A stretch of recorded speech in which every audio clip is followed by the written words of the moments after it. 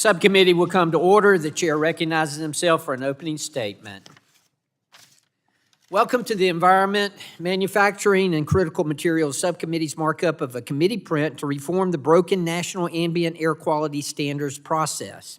Just 3 weeks ago, this subcommittee held a legislative hearing on the print being marked up today. We received testimony from an air quality regulator in my home state of Georgia, the National Association of Manufacturers, and the American Forest and Paper Association. We also heard from the litigation arm of the environmental left, Earth Justice. The testimony we received was clear. The NAAQS process is broken from beginning to end. Even as standards approach natural background levels, the Clean Air Act's rigid timelines and outdated assumptions are making it nearly impossible for states to implement effective plans. And while states work on one set of standards, EPA imposes another round, all while ignoring the major sources of air pollution and the practical experience of state regulators. The result is impractical requirements that create permit gridlock and little prospect for meaningful improvement in air quality. Meanwhile, America is less competitive. High-paying jobs will leave our shores, only for heavy manufacturing and production of critical goods to be done in foreign locations with weaker environmental and labor standards. Today's committee print makes practical reforms to the NAAQS process to help states effectively address air pollution while avoiding the harmful impacts in the current process. The legislation extends the mandatory timeline of review of air quality standards to provide the agency and the states more time to implement existing standards and to assess and develop revisions to the standards. It provides more discretion for the EPA administrator to focus on actual attainability of the standard when choosing among a range of standards found to be protective of public health. The bill also provides essential exclusions for actions to mitigate wildfires, something that we know is the largest contributor to particulate matter concentrations. Some new additions to today's draft based on feedback from our hearing include measures to ensure that states are provided the opportunity to revise their state implementation plans when EPA finds deficiencies. It also provides language to ensure that the state Air Pollution Control Agency representatives on the Clean Air Science Advisory Committee come from different regions of the country. Lastly, the legislation provides the regulated community certainty that they will be able to construct their facilities, provide high-paying jobs, and bolster our manufacturing base if they completed their pre-construction permitting prior to the final designation of attainment areas for the recent PM 2.5 standards. Contrary to assertions that Republicans are putting polluters over people, we are simply making practical fixes that will help the states implement important health standards and avoid harmful impacts to people's health and welfare. Nothing in the legislation prevents the EPA from updating air quality standards faster than every 10 years if the administrator determines it necessary to protect public health. Nothing prevents states from imposing stricter standards if they choose. We actually reduce unnecessary burdens on states like California that are doing everything possible to address serious air quality problems. And under this legislation, the regulated community must apply the best available control technology and lowest achievable emission rate technology at covered facilities. Today's draft legislation has many features that should garner bipartisan support. For example, there are common sense reforms to ensure that actions to mitigate wildfires are not discouraged. States are assisted in crafting implementation plans to meet their own unique needs, and the West Coast is not indiscriminately punished because of air pollution from China that is out of their control. I encourage my Democratic colleagues to work with us to reform the NAAQS process to ensure that it works for the regulated community and co-regulators. As a former medical professional and the current chair of a panel that features numerous medical doctors, I echo Dr. John Joyce's comments from our legislative hearing that protecting our constituents' health is not a slogan to us. It is what several of us have dedicated our lives to. I look forward to marking up today's legislation that will reform an antiquated process, lay the groundwork for American manufacturing to succeed, and do it all while protecting our constituents' health. I now recognize the gentleman from New York, Representative Tonko, for 5 minutes for an opening statement. Thank you, Mr. Chair. And today, the subcommittee will consider the Air Quality Standards Implementation Act of 2024. which would radically reform and, in my opinion, undermine the Clean Air Act. For more than half a century, the Clean Air Act has provided EPA with the authority necessary to drastically reduce soot, smog, and other dangerous air pollution. This has been done using a process that sets national ambient air quality standards to protect public health with an adequate margin of safety using the latest science and without consideration of cost. This process has been wildly successful. Criteria air pollutants have been reduced significantly, while our economy has indeed grown. Despite this undeniable success, the proposal before us today would completely upend this proven standard-setting process. So it should not surprise anyone that several dozens of environmental, public health, and medical organizations have opposed this legislation. They rightly recognize that despite our national progress reducing pollution, millions of Americans still breathe unhealthy air. And I cannot see how this proposal would enable the air quality improvements necessary to protect every American. As we discussed at the legislative hearing, this proposal would drastically change the NAAQS process, doubling the time between reviews and injecting feasibility into the standard-setting process, among other reforms. Make no mistake, these changes will make it more difficult for the EPA to protect Americans from air pollution. Rather than seeking to undermine the Clean Air Act, we should celebrate it. We should continue to be confident that Americans can have both clean air and a strong economy.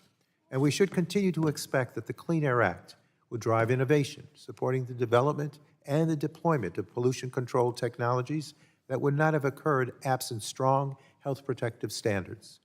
American children today are better protected from unhealthy levels of air pollution because more than 50 years ago, Congress had that foresight to enact a law that requires standards to be regularly updated based on our latest and improved understanding of how pollution affects human health. We should strive for that foresight today, setting the conditions to allow future generations of Americans to benefit from healthier air and indeed a stronger economy, as our predecessors have done for us. We know it can be done. We know this proposal risks taking us backwards. And I look forward to today's discussion. And with that, Mr. Chair, I yield back. The gentleman yields back. I now recognize the chair of the full committee, Chair Rogers, for 5 minutes for an opening statement. For decades, America has been the #1 place to do business while maintaining some of the best air quality in the world. We have achieved this success in part through laws that enable, not disable, the productive capacity of Americans, their communities, and the industries that support them. Unfortunately, that prosperity, that opportunity to work and thrive is being threatened as the Biden administration advances radical environmental policies that will crush the American economy. The Biden EPA's new standard for fine particulate matter, or PM 2.5, for instance, will devastate American manufacturing, which we rely upon to improve people's lives and our economic leadership. These efforts undermine American economic activity, which directly harms public health and welfare. And the rules fail to address primary sources of particulate pollution like wildfires. The new rule goes well beyond the congressional intent expressed in the Clean Air Act to promote reasonable actions to limit or reduce emissions and pollution. Its harm would extend to nearly every sector of our economy. In addition to manufacturing, the rule would hurt power generation, agriculture, construction, and forestry. It jeopardizes hundreds of billions of dollars in U.S. economic activity and millions of jobs, and making it nearly impossible to build new manufacturing facilities. It would make efforts to secure our supply chains and reduce our dependence on countries like China nearly impossible. By all measures, the nation's air quality has improved dramatically since the Clean Air Act was enacted, and current standards are improving quality even more. The EPA itself has already concluded that current standards are protective of public health and has reported that total emissions of criteria air pollutants have dropped 73% since 1980. The data is clear. U.S. air quality is the best in the world and only getting better. Despite this progress, the Biden EPA is taking steps to introduce these new standards that are completely divorced from reality. By all measure, the nation's air quality has improved dramatically since Congress passed the Clean Air Act. Instead of more harmful regulations, what we need are reasonable solutions that appropriately balance protecting our public health while ensuring America continues to maintain its economic leadership. That's the approach we've taken for decades, and it's worked. As air quality improves, Air Quality Act provisions that were established decades ago when air quality was much worse are now becoming counterproductive. As new air quality standards get closer to natural background levels, there's less room for industry to acquire necessary permits or further cut their emissions. What we need to be doing is updating our air quality standards responsibly in a way that reflects the reality of today and what states and communities can actually achieve. We cannot allow outdated requirements to be weaponized against U.S. economic prosperity and the interest of Americans. Today, we will mark up the Air Quality Standards Implementation Act of 2024. This legislation ensures efficient, effective implementation of air quality standards for the states, which are responsible for meeting public health goals. The legislation will ensure that measures to implement health protections are realistic and balanced in their approach. It will enact reasonable requirements that states can actually implement. It will provide time necessary for states and the EPA to implement existing standards and to review and develop workable future standards that keep with the goals of the Clean Air Act. The legislation will also ensure regulators follow the law when considering how to promote healthy communities and take into account factors like adverse public health, welfare, social, economic, and energy impacts. It will make it easier to reduce wildfire risk, something that's especially important for my home state of Washington, and provide time to implement the new particulate matter standards in a way that will help reduce the worst economic harms of the Biden administration's policies. We must update air quality standards responsibly in a way that reflects reality. This discussion draft will ensure that measures to implement health protections are realistic and balanced in their approach. Protecting public health and our economy are not mutually exclusive goals, but to achieve this requires that we rethink how to address pollution levels that are outside our control. This legislation is essential to achieving both these goals, and it should be bipartisan. I look forward to the discussion to advance the bill to the full committee, and I yield back. Gentlelady yields. I now recognize the gentleman from New Jersey, Representative Pallone, for 5 minutes for an opening statement. Thank you, Mr. Chairman. This afternoon, committee Republicans continue their polluters over people agenda with legislation that sells out the American people in favor of their corporate polluting friends. Just this morning, Republicans voted to advance a suite of blatantly partisan legislation that would raise Americans' energy bills and lead to the construction of more dangerous pipelines. Now Republicans are returning to a tired playbook of attacking the health-based air quality standards at the heart of the Clean Air Act. And this is not a new line of attack. The committee has considered these harmful ideas several times in the past. Fortunately, they've never become law, and they're not going to become law now either. Today's markup stands in stark contrast to the passage of the Clean Air Act. Over 50 years ago, Democrats and Republicans in this committee came together on an overwhelmingly bipartisan basis to pass critical air quality protections into law. Since then, the Clean Air Act has been successful in cleaning up dangerous air pollution and protecting the health of American communities and families. The foundation of the Act is a set of health-based air quality standards based solely on the latest science and medical evidence. The National Ambient Air Quality Standards, or NAAQS, essentially establishes the level of pollution that is safe to breathe. And that's why I'm pleased that the Biden EPA recently strengthened the NAAQS for fine particulate matter, also known as PM 2.5. Fine particulate matter poses serious and significant health threats to our communities every day, including increased rates of heart disease and respiratory impacts.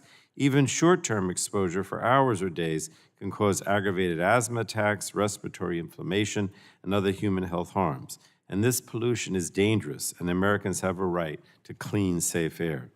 Now, the Biden administration's announcement is a welcome return to pollution standards based on science. Under the new standard, we'll see significant public health benefits of up to $46 billion in 2032 alone. EPA also projects the new standard will avoid 800,000 asthma attacks, nearly 300,000 lost workdays, and thousands of premature deaths. So now it's up to the states to develop plans to implement this more protective standard. States have the flexibility to select the most efficient and cost-effective tools and measures to meet the standard. And this structure has a remarkably successful track record. The air has gotten cleaner, the economy has continued to grow, and more importantly, public health has improved. But the Republican majority is not interested in the Clean Air Act's record of success. This Republican committee print is clearly a response to EPA upholding its duty to protect communities across the nation from dangerous air pollution like ozone and fine particulate matter. This Republican legislation is a compilation of misguided handouts to corporate polluters. The draft would allow industry profits to override science in setting air quality standards, provide amnesty to new polluting facilities at the expense of existing manufacturing, and remove incentives to cut pollution. It would also weaken and delay the fundamental protections in the law, virtually guaranteeing that people living in areas with poor air quality will continue to breathe unhealthy air. What's more, Republicans are peddling misinformation to justify this bill. Last month at the legislative hearing, they made baseless claims that improved air quality standards would stop permitting in the United States and directly questioned long-established science linking air pollution and asthma. And time and again, committee Republicans have claimed that this draft proposal would not increase air pollution or undermine the public health protections currently found in the Clean Air Act. But they're wrong. By altering the fundamental premise of the Clean Air Act, the standards should be set to safeguard public health. Republicans are making our air dirtier and endangering the lives of families, children, and workers. And our experience with the Clean Air Act tells us what we do not have to, that we don't have to choose, essentially, between the health of our communities and a healthy economy. We can and must have both. And this proposal is an attack on the health and safety of the American people. And that's why I continue to oppose it. So with that, I know we're going to have more discussion, but Mr. Chairman, I yield back. But I do want to say that, you know, I remember, I've been around long enough to remember when Congress came together, Democrats and Republicans under President Nixon with a Democratic Congress, and everyone was in favor of having a standard for clean air under the Clean Air Act that was based on people's health. That was the criteria, that we could breathe clean air, that we could improve. And even though we have made improvements, the fact of the matter is that we can do more. And there's no reason not to do more. And there's no reason to break down the standard and go back to a situation where the air gets worse instead of better. So with that, I'll yield back, Mr. Chairman. The gentleman yields. The chair reminds members that pursuant to the committee rules, all members' opening statements will be made part of the record. Are there further opening statements? Chair recognizes Representative Allen for 3 minutes for an opening statement. Mr. Chair, I move to strike the last word. So ordered. I speak in favor of the Air Quality Standards Implementation Act of 2024. In this subcommittee, we've been working on modernizing the National Ambient Air Quality Standards setting process. We have seen the Biden administration's Environmental Protection Agency propose disastrous air quality standards that would devastate sectors of the economy, most recently with its finalized standard for fine particulate matter, PM 2.5. The final standard for PM 2.5 has just published in the Federal Register this morning, and it is yet another unworkable standard that will have disastrous impacts on manufacturers and job creators, not only in my state of Georgia, but nationwide. Today I filed a congressional review CRA resolution to nullify the finalized PM 2.5 standards. This is an example of the need to update the process for setting national ambient air quality standards. We have heard from many stakeholders, especially those representing states in hearings who spoke of the improvements needed for setting air quality standards. The states are charged with implementing these standards, and the legislation before us today gives us more opportunity for them to weigh in on these regulations and work with the agency to construct acceptable state implementation plans. Specifically, this bill requires that the Clean Air Scientific Advisory Committee include at least 3 members from state air pollution control agencies and ensures such membership represents different regions of the country. This bill also provides timely guidance for state implementation plans and ensures that the revisions to air quality standards will not apply to pre-construction permits until implementation guidance is issued. This draft bill provides for many common sense changes to the national ambient air quality standards setting process, and I urge all my colleagues to support this bill. And with that, I thank the chair, and I yield back. The gentleman yields. Any other opening statements? Any on the Dems? Republican? Okay, the chair calls up the discussion draft Air Quality Standards Implementation Act of 2024 and asks the clerk to report. Committee print, a bill to facilitate efficient state implementation of national ambient air quality standards and for other purposes. Section 1, short title.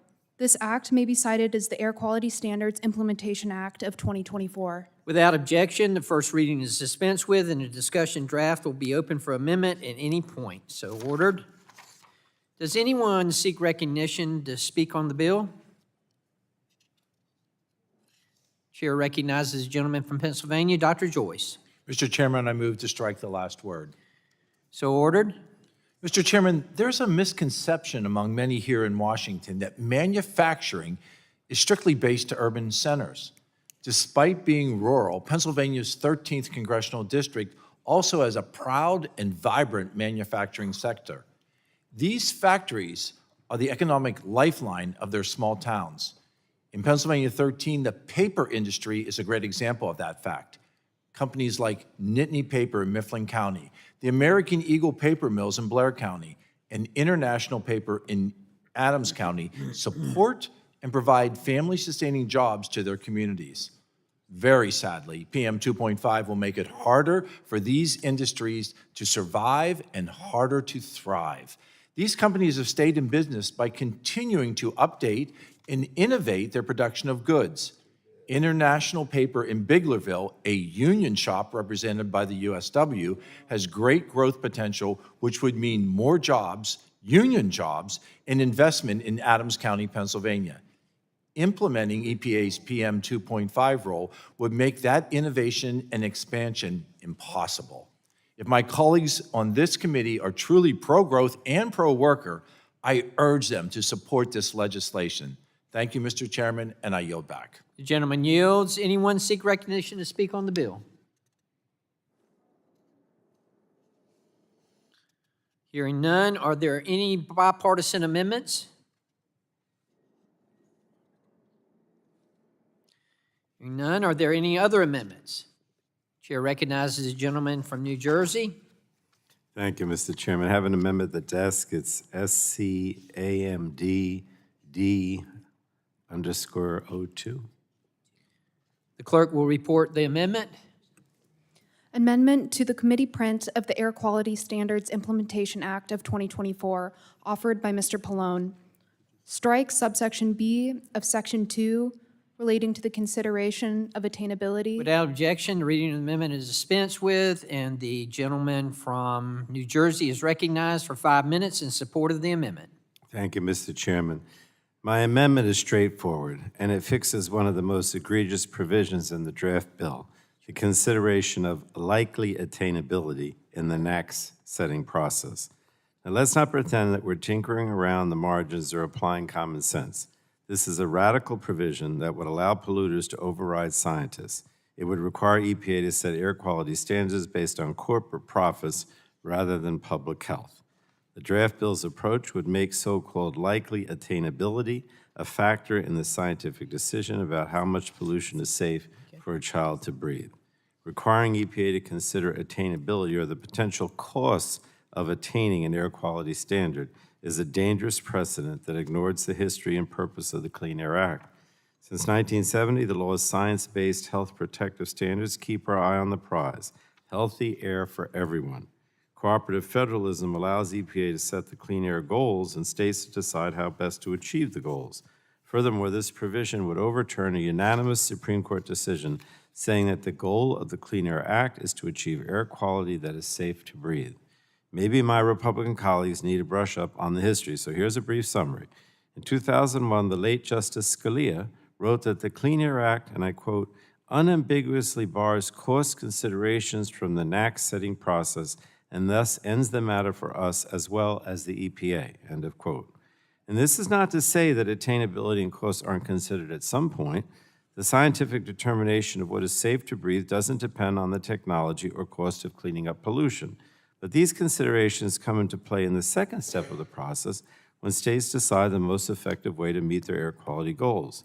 But Section 2B of this bill turns this extremely effective approach upside down. The considerations set up by this section are equivalent to a doctor basing a patient's diagnosis on the cost of treatment and the likeliness of a cure. And it's unconscionable and puts the health of all Americans at unnecessary risk. So my amendment would restore current law, preserving the NAAQS as purely health-based standards and leaving the consideration of cost and attainability to the states. If you truly believe that this bill is not an attack on the Clean Air Act and its critical public health protections, then supporting my amendment should not be a problem. In closing, almost every time EPA proposes a significant new requirement, opponents tell us it can't be done. It's going to cost too much. It's going to turn off the lights. Republicans are once again raising the false specter of high economic costs to try to block the implementation of stronger air quality standards. And these doomsday claims are nothing new. The history of the Clean Air Act is a history of exaggerated claims by corporate polluters that have never come true. Section 2B is just the latest in a string of reckless legislative attacks on these purely health-based air quality standards, which could unravel the entire framework of the Clean Air Act. And so I urge adoption of my amendment to ensure we protect the healthy American people rather than the bottom lines of corporate polluters. And with that, Mr. Chairman, I yield back. The gentleman yields back. Is there discussion of the amendment? Mr. Chairman, Chair recognizes the gentleman from Georgia, Mr. Allen, for 5 minutes. I move to strike the last word. So ordered. Section 2B states that if the EPA administrator, in consultation with EPA's Independent Scientific Advisory Committee, finds a range of levels of air quality are requisite to protect public health with an adequate margin of safety, then the administrator may consider as a secondary consideration likely technological feasibility in establishing and revising the national primary ambient air quality standards for this pollutant. The text does not change the Clean Air Act's requirements that standards be based on protection of public health. The text simply clarifies that the EPA administrator has the discretion to consider technological feasibility when choosing among a range of levels identified and supported by the sciences as protective of public health. This is a clarification for future administrators that Congress considers technical feasibility to be a reasonable part of the decision-making process when policy choices must be made among a range of scientifically valid options. I urge a no vote on this amendment, and I yield back. Gentleman yields. Is there discussion of the amendment? Chair recognizes the ranking member, Mr. Tonko, for 5 minutes. You move to strike the last word. So ordered. Thank you, sir. I would like to speak in support of the Pallone Amendment. Since 1970, the Clean Air Act has had several key features that have helped make it one of the most successful environmental laws in our country. And the Clean Air Act uses regulatory standards like the National Ambient Air Quality Standards, or NAAQS, to drive technological innovation in pollution controls, often called technology forcing standards. The Act recognizes that it usually costs less to dump pollution rather than to clean it up, so businesses generally don't control pollution absent regulatory requirements. We know from decades of experience that the Clean Air Act drives innovations in pollution controls that then become the industry standard. Once an air pollution standard is in place, industry gets to work to meet it. And along the way, we develop more effective and less expensive pollution control technologies. Not only is our air cleaner, but we also export tens of billions of dollars of pollution control equipment all over the world. We have seen that happen over and over again. But Section 2B ignores this fact and rejects an approach that has been successful for some 5 decades. The provisions attempt to insert consideration of costs into the NAAQS setting process, setting a higher, less productive standard that will endanger public health, including the health of a vulnerable population group like children, the elderly, low-income communities, and communities of color. As we have reiterated time and time again in this committee, over 100 million Americans live in counties with unhealthy levels of air pollution, and air pollution is responsible for over 100,000 premature deaths in America each and every year. So it is a mystery to me why my Republican colleagues choose to downplay this terrible reality by attempting to turn the NAAQS process into a reflection of how much public health protection we can afford instead of what is safe to breathe. Every aspect of human life is impacted by the quality of our air. That is why it is important that we protect EPA's ability to set air quality standards that are protective of public health. Overall, this section is a radical rewrite of the health-based air quality standards that are the foundation of the Clean Air Act. It ignores decades of experience in cleaning up air pollution. It is an extreme and indeed reckless approach. So I do urge adoption of the amendment to ensure these critical standards are based on science and science alone. With that, I yield back, Mr. Chair. The gentleman yields. Is there any further discussion of the amendment? Hearing none, if there is no further discussion, the vote occurs on the amendment. All those in favor shall signify by saying aye. Aye. And those opposed by nay. Vote, please. Nays have it. There is a request for a recorded vote. The gentleman from New York requests a recorded vote. The clerk will call the roll. Palmer. Palmer votes no. Crenshaw. Crenshaw votes no. Joyce. Joyce votes no. Weber. Weber votes no. Allen. Allen votes no. Balderson. Balderson votes no. Fulcher. Fulcher votes no. Pfluger. Pfluger votes no. Miller Meeks. Miller Meeks votes no. Obernolte. Obernolte. Chair Carter. No. Chair Carter votes no. Tonko. Yes. Tonko votes aye. Deget. Deget votes aye. Schakowsky. Schakowsky votes aye. Sarbanes. Sarbanes votes aye. Clark. Ruiz. Peters. Peters votes aye. Barragan. Barragan votes aye. Pallone. Pallone votes aye. Chair Rogers. How is Mr. Obernolte recorded? Mr. Obernolte is not recorded. Obernolte votes no.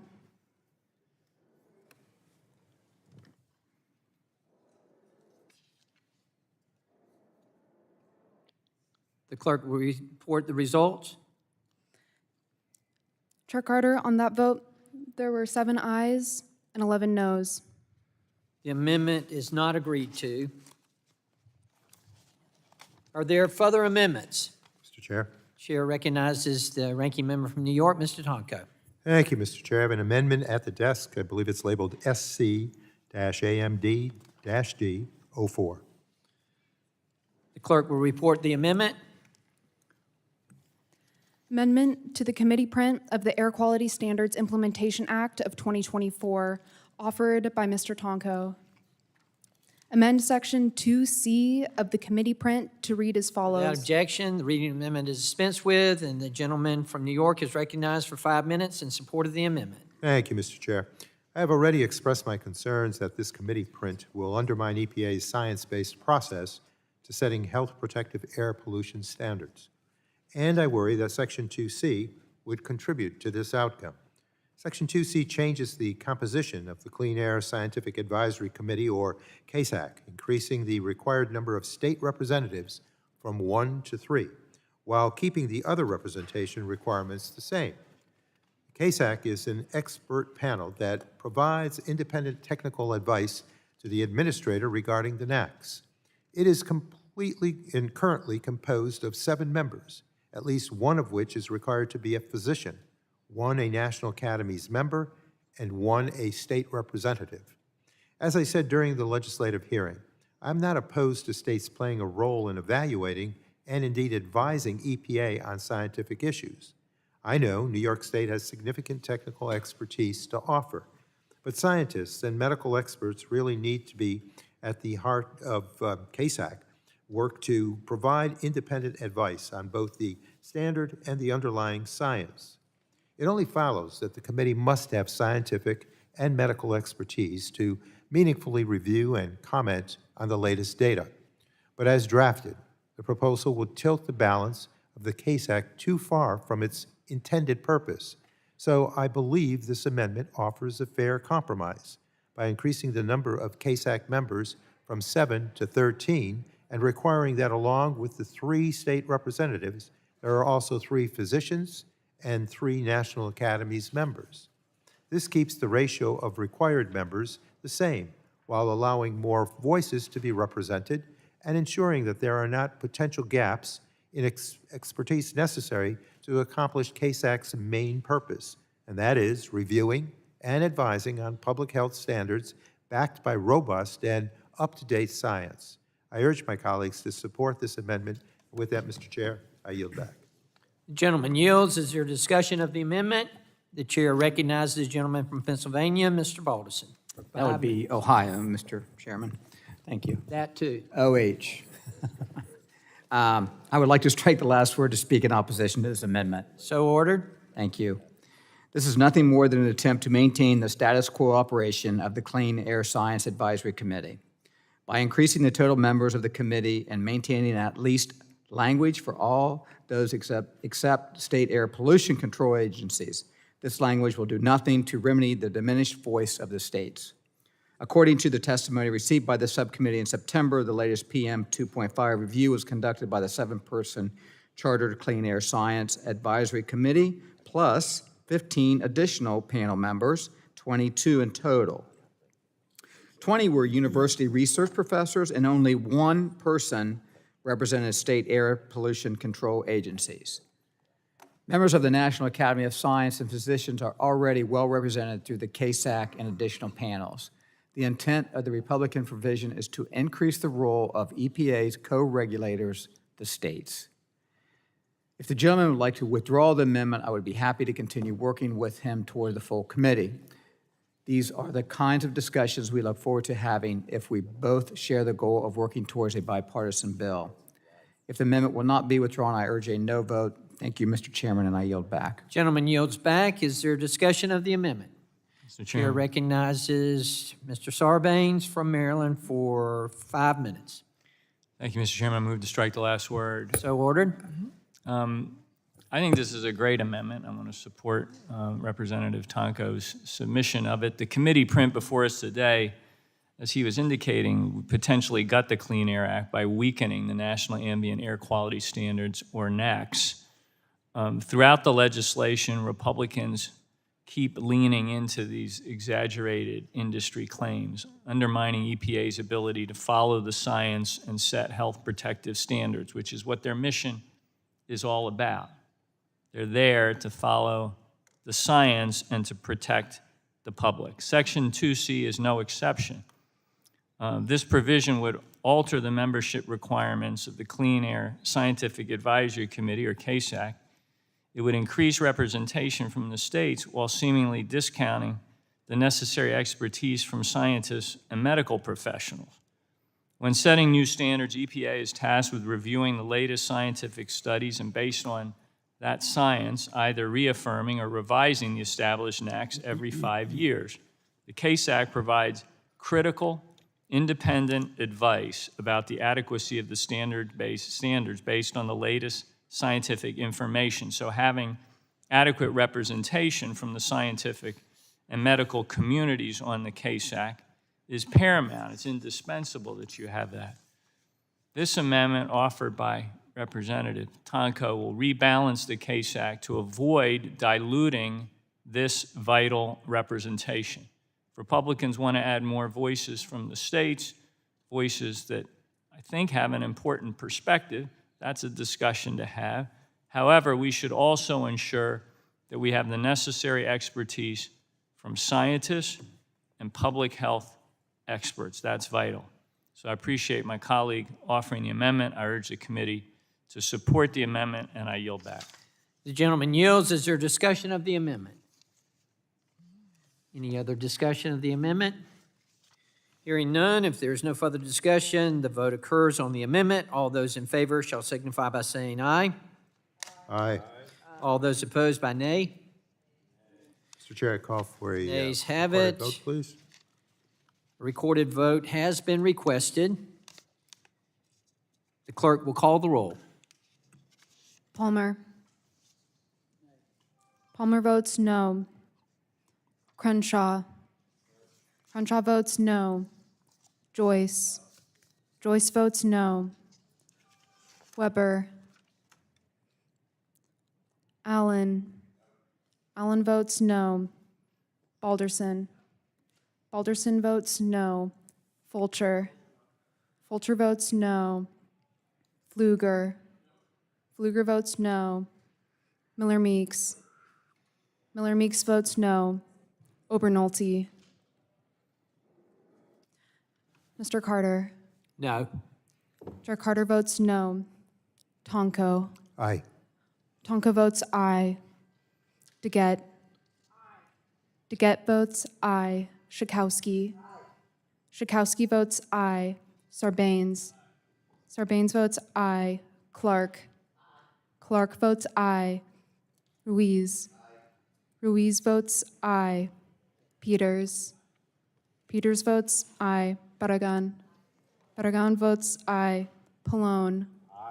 Pallone votes aye. Chair Rogers.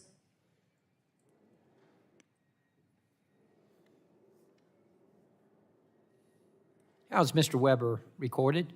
Mr. Weber is not recorded. Weber votes no. Mr. Weber votes no. The clerk will report his results.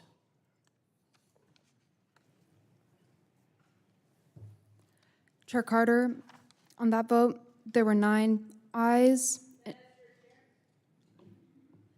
How is Chair Rogers recorded? Chair Rogers is not recorded. Chair Rogers votes no. And how is Mr. Obernolte recorded? Mr. Obernolte is not recorded. Obernolte votes no. The chair will report the results. Chair Carter, on that vote, there were 9 ayes and 12 noes. The amendment is not agreed to. Are there further amendments? Chair recognizes the gentlelady from California, Ms. Berrigan. Thank you, Mr. Chairman. I have an amendment at the desk labeled SC-AMD-D_13. Clerk will report the amendment. Amendment to the committee print of the Air Quality Standards Implementation Act of 2024, offered by Ms. Barragan. At the end, add the following new section. Section 6, limitation. Without objection, the reading of the amendment is dispensed with, and the gentlelady from California is recognized for 5 minutes in support of the amendment. Thank you, Mr. Chairman. The committee print we are considering today is a handout to polluters at the expense of the American people. For over 50 years, the Clean Air Act has successfully cleaned up toxic pollution. Today, the Republicans' legislation would undermine that success and endanger the health of the American people.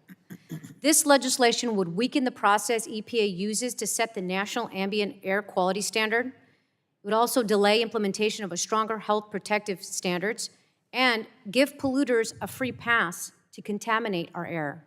My amendment would ensure that this legislation would not go into effect until EPA, in consultation with the Clean Air Scientific Advisory Committee, determines it will not increase negative health outcomes for minority and low-income communities. Far too many communities of color, including Latino communities, suffer from unhealthy levels of toxic pollution in the air, such as particulate matter and ozone. This pollution is a silent killer that leads to premature deaths, cancers, and respiratory diseases such as asthma. Unfortunately, we know this all too well in my district, where doctors keep inhalers stocked for kids.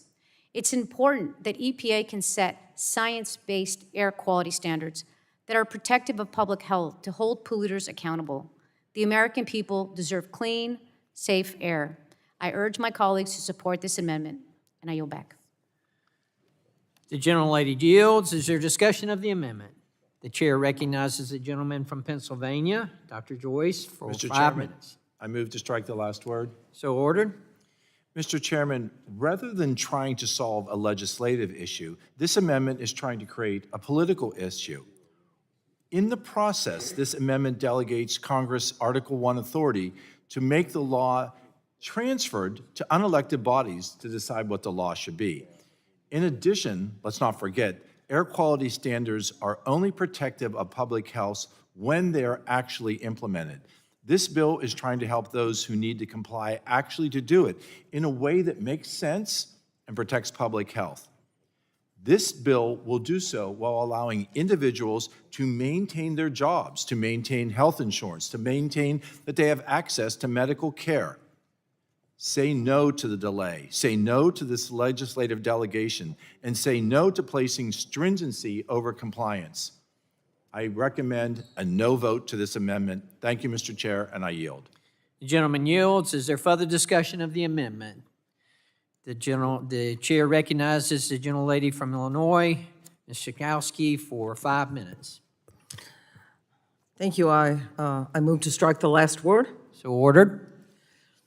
So I want to thank my colleague, Congresswoman Barragan, for her amendment, which I heartily support.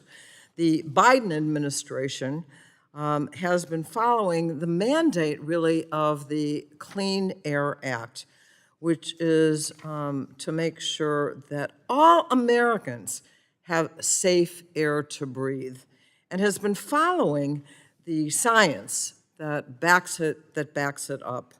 You know, I have to tell you that I think that rather than calling this legislation the Air Quality Standard Improvement Act, it's more like the Smoggy Skies Act. And we had a hearing on this in this committee. And what we saw was the clear contrast between those corporations that were here telling us that the economy is going to go way, way down if we don't provide the corporations the opportunity to keep building. That is just absolutely not true. And what we know is that this can't be the kind of conversation about whether or not we're going to help big corporations instead of helping the American people who want to breathe free air. So I really am frustrated at the attacks that are ongoing against the Environmental Protection Agency for absolutely doing the job. And what we know is that this bill would help communities of low-income communities. And in my district and in my city of Chicago, what we find is that 1 out of 3 children is suffering from the air that they're breathing and suffering from the diseases that follow. We see large rates of asthma and other lung diseases that are happening in my city. And so it seems to me that we don't have to sacrifice the economy, the opportunities for the private sector and for businesses to build. Our economy is doing well. It's doing great.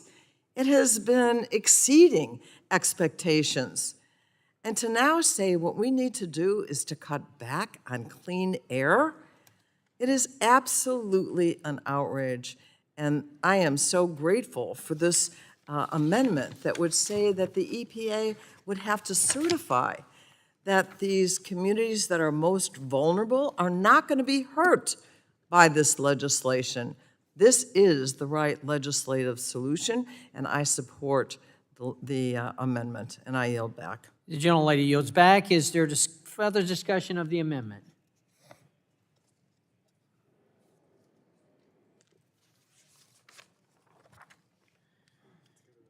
Hearing none, there's no further discussion. The vote occurs on the amendment. All those in favor shall signify by saying aye, Aye. and those opposed by nay.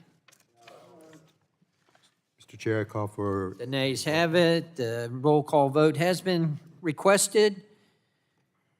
The gentleman from New York requests a recorded vote. The clerk will call the roll. Palmer. Palmer votes no. Crenshaw. Crenshaw votes no. Joyce. Joyce votes no. Weber. Weber votes no. Allen. Allen votes no. Balderson. Balderson votes no. Fulcher. Fulcher votes no. Pfluger. Pfluger votes no. Miller Meeks. Miller Meeks votes no. Obernolte. Chair Carter. No. Chair Carter votes no. Tonko. yes. Tonko votes aye. DeGette. DeGette votes aye. Schakowsky. Schakowsky votes aye. Surbanes. Surbanes votes aye. Clark. Clark votes aye. Ruiz. Ruiz votes aye. Peters. Peters votes aye. Barragan. Barragan votes aye. Pallone. Pallone votes aye. Chair Rogers. Chair Rogers votes no.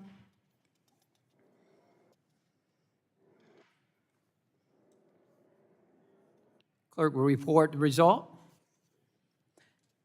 Chair Carter, on that vote, there were 9 ayes and 11 noes. The amendment is not agreed to. Are there any further amendments?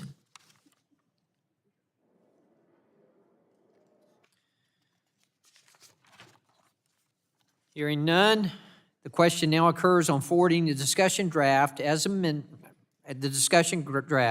the full committee. All those in favor say aye, and those opposed by no. No. The ayes have it. Surprisingly. The ayes have it, and the bill is agreed to. We want to Whoa. You want a recorded vote? please. Okay. A recorded vote has been requested. The gentleman from New York requested a recorded vote. The clerk will call the roll. Palmer. Palmer votes aye. Crenshaw. Joyce. Joyce votes aye. Weber. Weber votes aye. Allen. Allen votes aye. Balderson. Balderson votes aye. Fulcher. Fulcher votes aye. Pfluger. Pfluger votes aye. Miller Meeks. Miller Meeks votes aye. Obernolte. Chair Carter. Aye. Chair Carter votes aye. Tonko. No. Tonko votes no. DeGette. DeGette votes no. Schakowsky. Schakowsky votes no. Surbanes. Surbanes votes no. Clark. Clark votes no. Ruiz. Ruiz votes no. Peters. Peters votes no. Barragan. Barragan votes no. Pallone. Pallone votes no. Chair Rogers. Chair Rogers votes aye.